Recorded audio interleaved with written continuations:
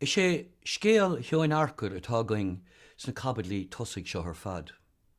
Ach, líaisteach éigen, ní hé Seán Arcar an príomhcharachtar. Ní hé Dracula an príomhcharachtar ach an irid, cé go bhfuil an áil ar fud an leabhar go léir. Béidir nach bhfuil éon príomhcharachtar ar bith in san leabhar.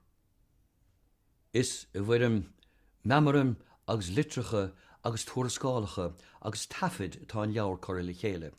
Ons go bhfaimid dearcha ag súil ó hebh na daimhan do réimar tá an scéal a dul ar Léigh.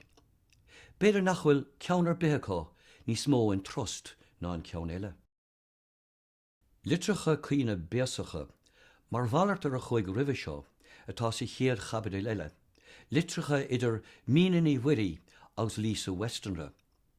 I gabadil seachta níosan tá cúntas ar stirm san Daily Graph. Stirm a hála taobh mó de bhaile Whitby ach bhfuil an cúntas I bhad níos mionchúrsaí ná mar a bheoch in éon nóchdáin in jobh.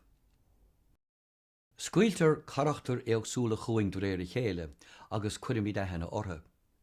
Tarlíonn rudaí eisteacha sa leabhar gan áras. Lísa Westernra a fáil trí hariscin fósta in éon lámháin. Aistrú fulla á dhéanamh ag a daoine ar nós mar churfaí petrol isteach an lúistáin, gan beann ar bith a grúpaí fulla, a chur nóin ní ar an tóla san ann ag an ann. Ach, fágtar é sin ar fada leataíomh. Dún de huaile, oscail de bheabhair, ligdad holaíocht, classic is an leabharsa.